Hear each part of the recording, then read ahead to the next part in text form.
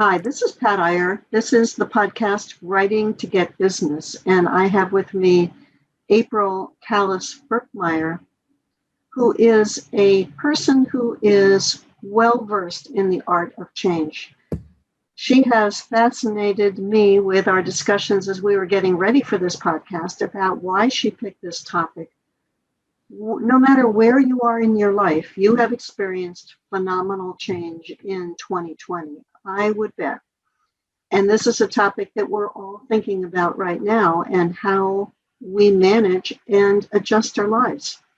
April wrote a book about the topic, and well before we were even thinking about the kinds of adjustments that we've been making in our lives in 2020. April, welcome to the show. Thank you so much, Pat. Let's talk about the topic of change. Tell me, how did you get interested in that? Well, I think change is a very interesting topic for a number of reasons, but I came to it very in kind of a haphazard way, I have to say. I was a corporate trainer. I was teaching at colleges. I had a birthday party business also for children because I was home with my daughters, and I was pursued by the director of change management for the Big Ten University, who was going through a large ERP change. And this was about 20 years ago. So they were moving from all these homegrown computer systems they were using to run the university and moving to an ERP, which is an enterprise resource planning system. And that sounds sort of technical and boring, but in fact, it was fascinating because what I discovered was that there was this world called organizational change management that was a combination of business process redesign, communications, training, and pretty much anything else you could throw in and think of. So I was hired to be an organizational change management consultant for that project. I learned a tremendous amount there, and I've been involved with organizational and individual change ever since. I'm thinking about what it must have been like for those individuals to go from a computer system or a system that they were very familiar with to something that they had to learn and master to be able to take advantage of those qualities and those strengths of that system. One of the things that I've been fascinated by is how people behave. I had to make a choice between nursing or psychology, and both of them were very appealing to me.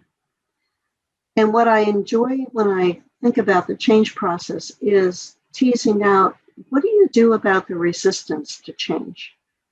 Is that a big issue, or are people more fluid and flexible? Well, I think you really hit on the number one pain point for most organizations or people going through change, and that's resistance. And resistance is very natural. It's to be expected. But it's funny, sometimes when we do an organizational change, it seems like it surprises everyone. Like, oh, people don't like having to do this. Well, that's the way it is, because as humans, as you know, as you just referenced with psychology, we don't like things to be different than what's comfortable for us. We're used to a certain pattern, we get into a habit, and we enjoy our habits and our patterns. And when we have to disrupt them or change them in some way, it's really tough. um, I have to tell you, I about 25 years ago was helping people to stop smoking with a program called Smoke Enders. And it was a program where we were disrupting people's habit to help them change, to help them adopt a new habit of not smoking. And it was a fascinating experience for me in terms of thinking about, how do we disrupt behaviors that are comfortable and that people love and that they are sometimes quite emotionally attached to, and replace those with behaviors that they say they want and that we know are going to be helpful. And so I think that when we see resistance, it is that frustration, the anger and the annoyance sometimes that the way that I used to do things or the way that I like to do things has been disrupted. There's so many different types of resistance that we see. And actually, when I was putting together the book, I put together a section that gave different types of promoters of change and what happens to them when they suddenly become resistant, and how does that play out, and how do they behave when that happens. And then I gave some suggestions for how to help that situation when it does occur, and also, more importantly, how to prevent it so that people don't get resistant to start with. But it is natural. We do see it.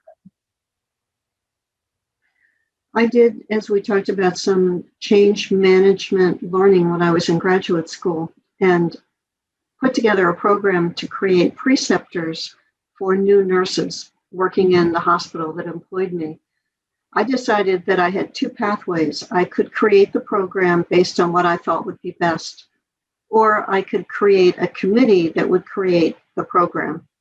And I had this resistance to change in mind when I took the second path of having people build the program through a series of meetings, hearing everybody's perspectives, so that when it was rolled out, the individuals on the committee who had helped to create this had a sense of ownership, and then they promoted the program on their nursing units to deal with that resistance to change. Are there strategies like that that you cover in your book that companies can use in order to anticipate resistance to change? Absolutely. And I think your example is so spot on, because many times people are resistant because they don't know what's coming and they don't have enough communication, or they don't have enough information, and they feel like, they don't like to not know. They don't like to be in the dark or feel left out. And so some of the strategies that are suggested in the book are things like helping our leaders to tell the story of change as a story, not as bullet points of software or bullet points of why something's going to be good for them. Nobody loves things that are going to be good for them. So helping to tell the story of why and make it relevant and relatable. Tell the story of the reason for the change in a way that just makes sense to people. And I'll tell you, that group that I was working with at the Big Ten University, we had a large group of people that we needed to get engaged with this change so that they could do exactly what you had done in your committee, that they could go out and carry the message of the change and tell people that this was going to be a positive thing. But first we had to deal with their resistance and get them on board with us. And they were not very interested in being on board with us. Now, at the time, this was a long time ago, and at the time they had all these different databases that they had created themselves, which I had mentioned.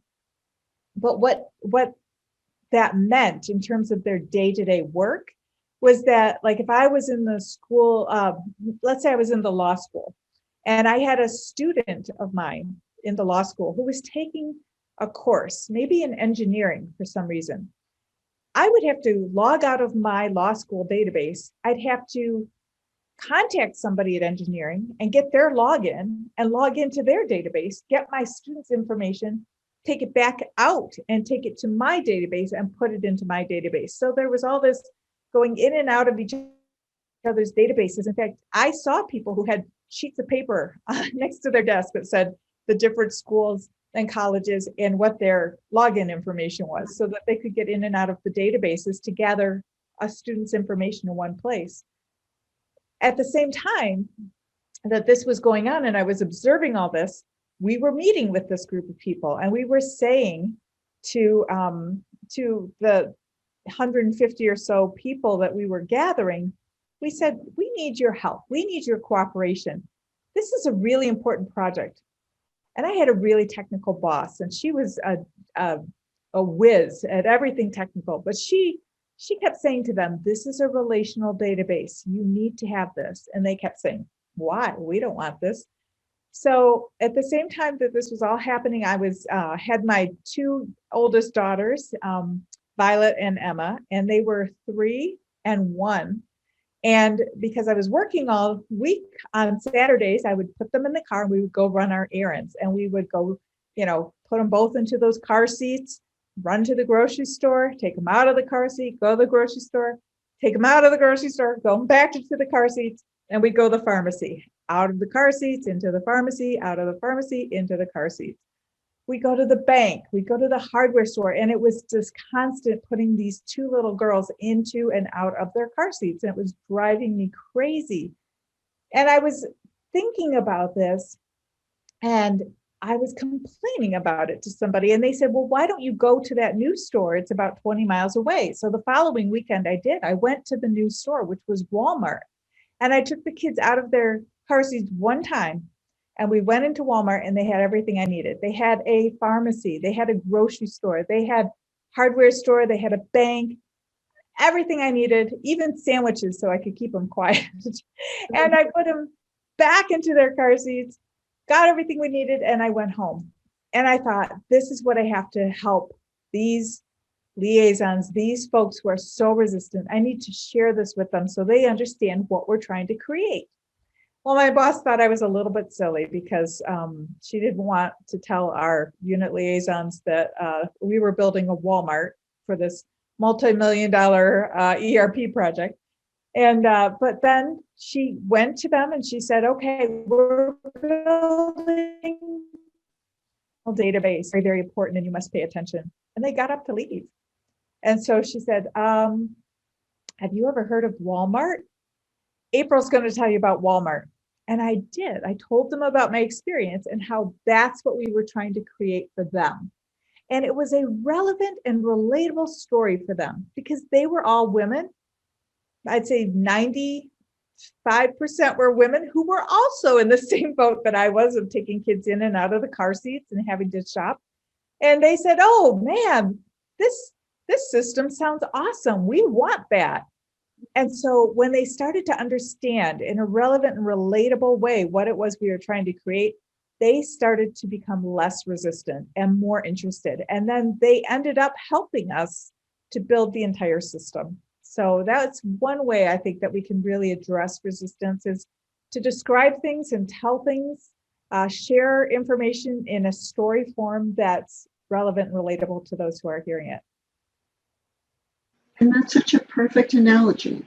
And you got their attention because you were telling them a story that they understood, and the solution was easily transferable to the challenge that they had in front of them. Yeah, that's great. Yeah. And I know that you do a lot of speaking. You are a certified speaking professional. You have mastered this art of telling stories and making those connections for your audience. Yes. So I've really enjoyed change management in so many different ways. And I have to say that, we expect resistance, we see resistance. And for those of us who are helping to lead change, understanding that, relevant, relatable stories is the place to start is really a big step. Well, let's shift back to your book for a minute. You had that experience with helping this company with their database, consolidating their system so they were working off of one system. How did you get involved in writing that book?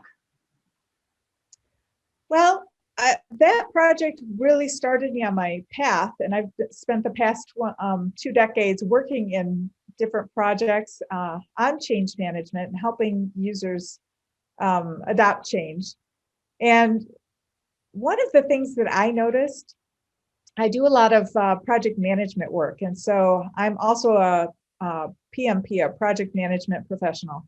Mm-hmm. And I noticed that my project management teammates and team members didn't always seem to understand change management. And they didn't really understand it in a way that they could use it. They knew they should be using change management to help people adopt the change that we're working on a project. they just didn't understand how, because there's so many different change methodologies. And some of the change methodologies that exist are really complicated and have a lot of templates and a lot of steps and pieces and moving parts. And it tends to frustrate or maybe even intimidate folks sometimes when they see too much going on in terms of change management. So I thought I would really like to build something that my project management professional colleagues can use easily. They see it, they get it, they can use it, that it's simple. And I also wanted to build something that would help accelerate change. It would help projects to go faster, because I have seen projects that get kind of bogged down sometimes in too many plans, too many moving parts. So I started to think about, if I had to describe this and build this toolkit for my project professional colleagues to be able to implement change, how could I build this in a way that would make it, easy for them to understand or remember, number one. Number two, something that they could do as a team, or that if there was just one person working on change, that person could do it all alone. Something that could be stretched longer or shorter, didn't have a specific time frame, and something that would actually help people adopt the change. And so I built this model, the Ready, Set, Change model, which is using the word READY as an acronym to remind people of the 5 steps, the 5-step framework to lead change. Can you tell us about those 5 steps and give us a quick overview? Sure, yes. Well, R is for relevant and relatable, which we just talked about. Being able to tell a relevant and relatable story of the change and benefit of the change is key. If we can't describe the reason that somebody should adopt a change, then maybe they shouldn't adopt that change. I mean, we have to know what the benefit is. And I have to tell you, as a project management professional, there have been times I've been on projects where nobody seemed to know what the benefit of the change was. We need to have a real reason for that change. E is for engaging sponsors and leaders in the change. In many of our change management projects, we have one person or maybe 2 people, but generally one person who is accountable for leading that change. And they don't always know what to do. We have to teach them what to do to be able to be successful with how to lead the change. The A is for advanced communication and advocacy. So advanced communication is really critical. People need to know what we know when we know it. They don't need us to hold information until we have it perfectly tidy in a little box. They need to know it as soon as we know it. And we need to be able to communicate frequently. Pat, I have to tell you, the most recent Gallup poll suggests that people need 9 to 16 communication exposures before they understand something applies to them. Now, we used to say it was 7 in marketing terms, right? It was 7 communications, but now it's between 9 and 16. So we have to get out there fast, and we have to be able to communicate frequently. And I think advocacy is important also, because when we're going through a change, we have to think about not just the stakeholders who will be impacted by the change.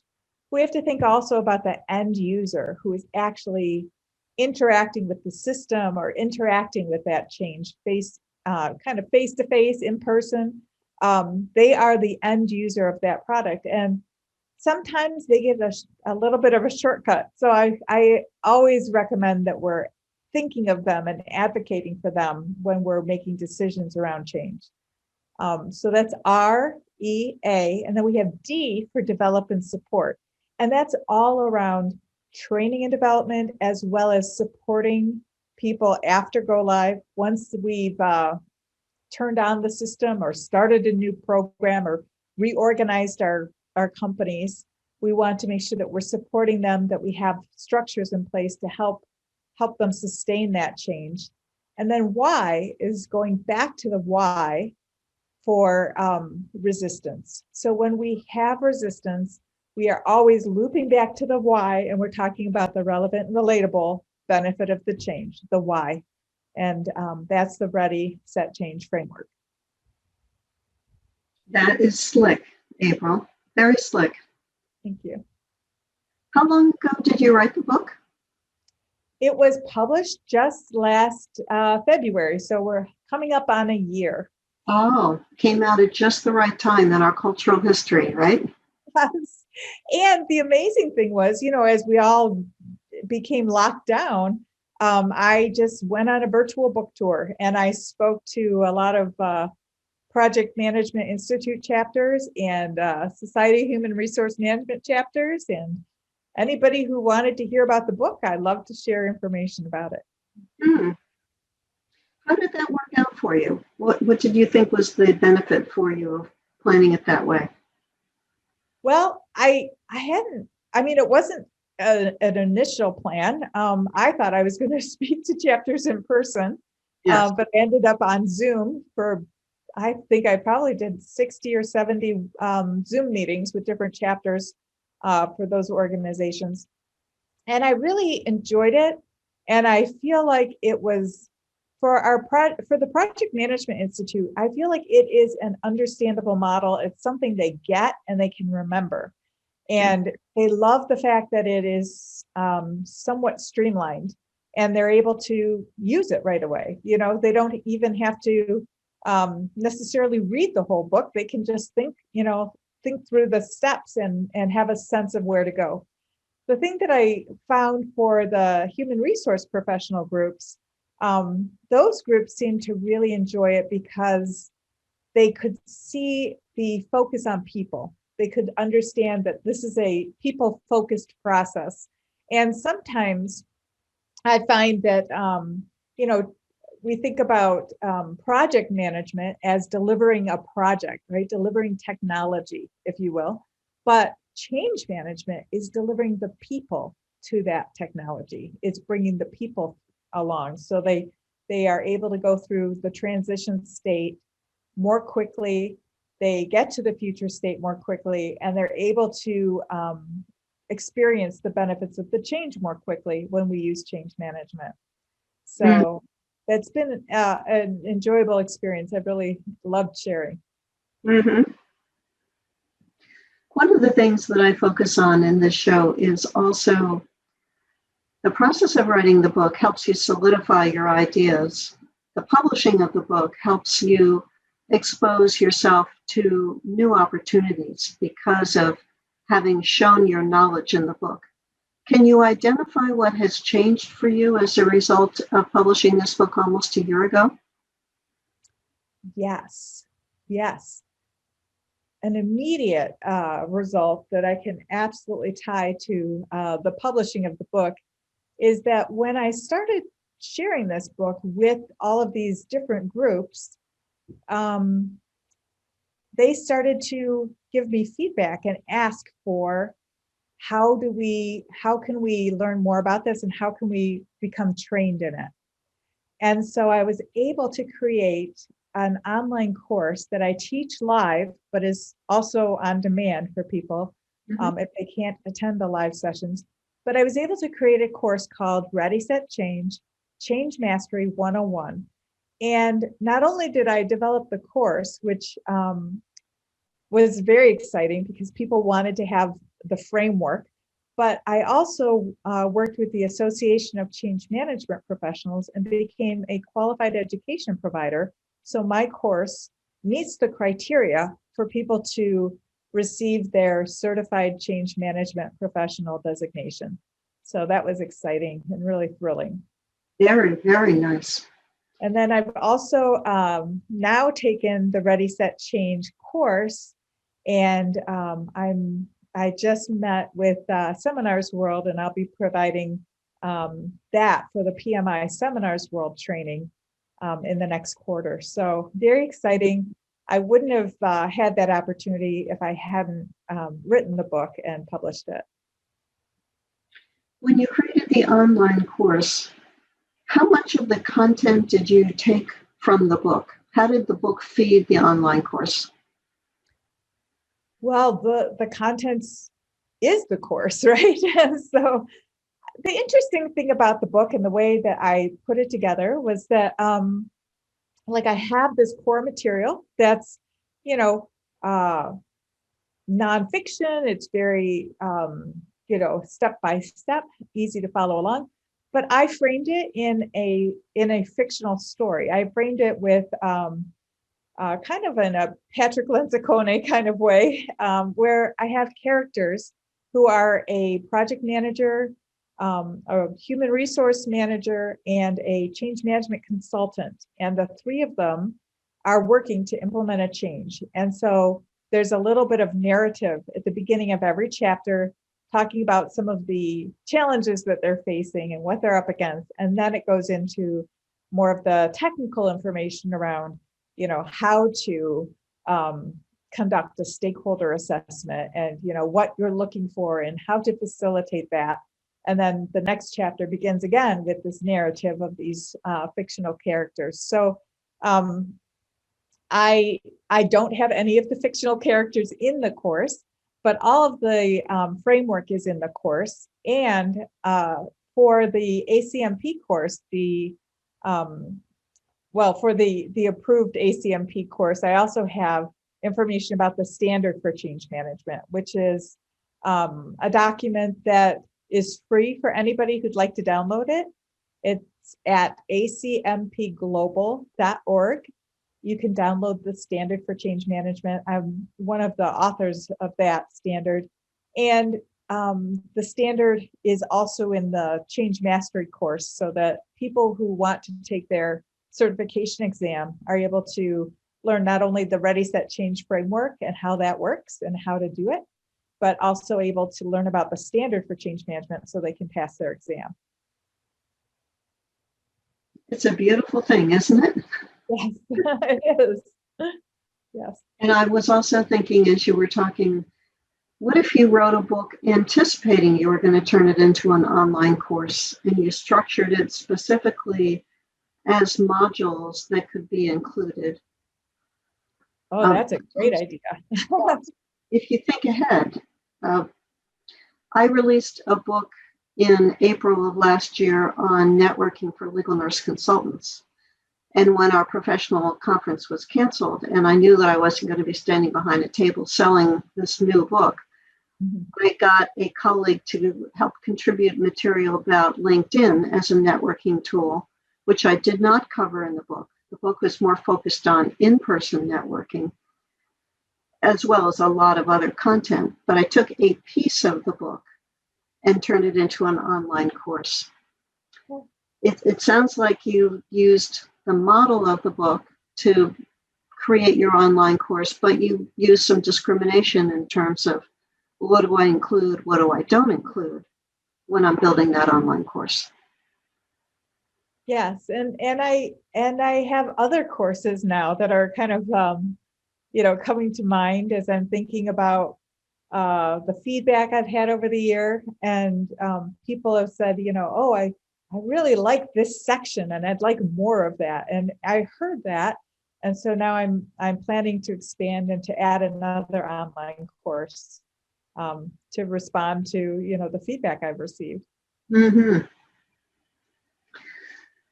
Your knowledge goes into the book, then you use the knowledge to go into the online course. You use your knowledge to consult with people. Can you tell our listener, what is your primary occupation now? Are you a consultant? Do you work as an employee for a company? How does this all fit together? Wow, that's, I wish I could describe it, how it all fits together to myself some days, but it seems to flow very well. I have Springboard Consulting. It's a boutique change management consulting group, and I have clients. So I'm employed by my company. I'm not employed by anyone else. And I perform work for clients. And I also have my online courses, speaking engagements, and I'm also having a membership start up in April this year. So that's exciting. So I would have to say, if I had to divvy it up, I would say I probably do maybe 40% of change management consulting for clients, 20% speaking engagements, and 20% online course and online course and membership pieces. I have a challenge that I've been running as well, and I'm really focused on trying to help people get their certification, their change management professional certification. It's called the CCMP, and it's just a fantastic certification in the sense that it was launched from the Standard for Change Management in 2016. So there's only 1,500 members, only 1,500 people who've been certified. So what I've been talking about with SHRM, with Society of Human Resource Management and project managers, and maybe even thinking about it for some of the authors that you work with, is that when you add this certification to what you already have, you really differentiate yourself. Because instead of being, one PMP out of 1.5 million PMPs, I am a PMP with a CCMP, which puts me at 1 out of about 1,000, right? Because not everybody who has the CCMP, there's 1,500 of us, and not everybody is a project management professional also. So it really takes me from being one of 1.5 million to being 1 of 1,000. And I think people are looking for that kind of differentiation for their careers now too. And you certainly have gotten visibility with those credentials through your book, through your presentation to the chapters. We were talking before we started recording about the fact that you put together summits, which have given you more visibility as well. Yes, the Change and Innovation Summits. Well, how can our listener find out more information about you, your services, your book? Well, if anybody's interested in the change management course, which would help you to obtain your certification, it's online at changemastery101.com. So changemastery101.com. And my book is available on Amazon, of course. And I'm always happy to have people reach out and connect with me on LinkedIn. So if you'd like to stay in touch, if you'd like to connect, please connect with me on LinkedIn. I'm the only April Callis-Birchmeier that there is. So you can find me very easily. You are unique, one of one. Yes, one of one. Yes. Well, thank you, April. You have inspired me, brought me back to memories of what I thought through as I was taking on a new job in charge of staff development in a hospital and thinking about resistance to change and how important it is when you are working with a group of people in whatever capacity to think through the change process, because the costs, which we didn't touch on, but the cost of the resistance can be phenomenal in terms of morale, turnover, lack of engagement. Being able to manage that change process, whether it's in your own family, it's in your own business, is a critical skill to be aware of all of those factors that influence how we react to change. Absolutely. Yes. And thank you to you who's been listening to this podcast. Be sure to go to patiyer.com, PATIYER.com. Pick up some of our free reports that will help you in your writing skills, refresh you, give you some tips on proofreading, on capitalizing on your book. We've got a variety of resources there for you. And come back next week when we have a new show and a new guest. Thanks so much. This is Pat Iyer and Laura Conklin. We have been talking about Laura's 2 books. Laura has been a nurse for over 50 years and worked with me to create 2 books. Laura, tell our listener or our viewer on our YouTube channel, what are some of the key points that we covered in this podcast? Well, one of the interesting points was I had mentioned to Pat that I wanted to write my memoirs. I've been a nurse for 50 years. I worked every field of nursing, and I wanted to share those stories. Basically, Pat said, who cares? Okay, So I'd rethink that. All right, in those 50 years of nursing and all those areas I worked, what did I learn? What do I want to pass on as an opportunity to learn for somebody else? What can they accomplish walking through my steps? And it was a look at, oh my gosh, how nursing has changed over the years, over 50 years, lots of changes in nursing.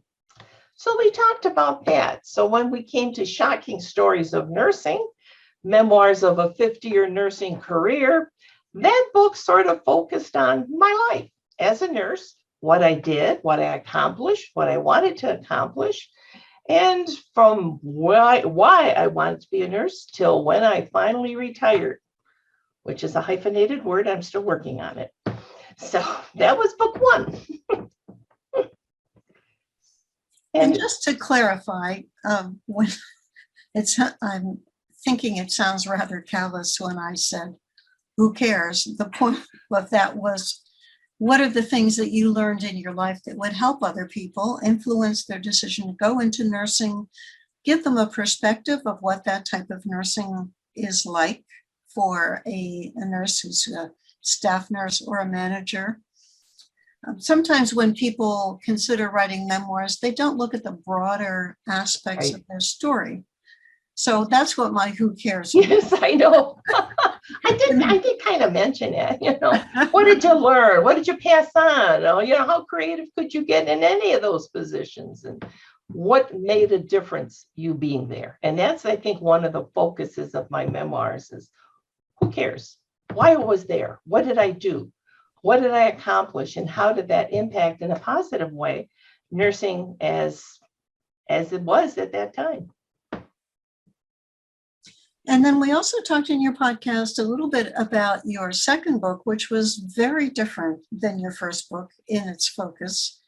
Can you tell our viewer some of the key points that he or she will get from watching this podcast and finding out about your second book? Okay, the second book was totally different because it wasn't all about me. Over the years, I had reviewed many allegations against nurses for the State of Michigan Board of Nursing, looking at scope of practice, things of that nature. Michigan does not have a Nurse Practice Act. Everything falls off of the Public Health Code, which can be pretty broadly interpreted. Well, as I reviewed these cases, I looked at, well, what else could this nurse have done? I kept those reports. So I thought, this would be a good second book. More shocking stories of nursing. What were they thinking? Why did this particular nurse do what she did, or he did what he did? Did it make sense? At the time, it may have. Was it a lack of knowledge, or was it on purpose? Nobody sets off working saying that, oh, I'm going to harm somebody today. So it was an interesting collection of stories that I think would be a heads up, either for new nurses or somebody interested in going into the profession, or for older nurses that can say, damn, I almost did that. Or, oh, wow, I didn't know I can't do that. And kind of a heads up, when you deviate from what you've learned, the basics, it will come back to bite you. And having been intimately involved in editing both of these books, I want to underscore that your second book is of interest to anyone who is a patient or could be a patient or is the child of a parent who is a patient, or in essence, anyone who has an interest in healthcare and a concern about wanting to spot some of the things that could go wrong in their own care. Yes, when you keep silent about a situation that you're not comfortable with, that promotes it. And that's can be a very dangerous thing. So if you're not sure, it's best to ask. Ask somebody that, you can trust their opinion on. Does this sound right? Or they gave my mom these meds like an hour apart. Is that how it's supposed to go? Because errors can be prevented. A lot of them can be prevented. And that's only going to be better for the profession. Well, thank you, Laura. Be sure to watch Laura's podcast coming up next on this channel, and to leave a comment or a review on iTunes or Apple Podcasts about this show. We value your opinion and hope that you are getting some valuable tips from the show, as well as I know you'll get valuable tips from listening to Laura Conklin. Thank you. Thank you.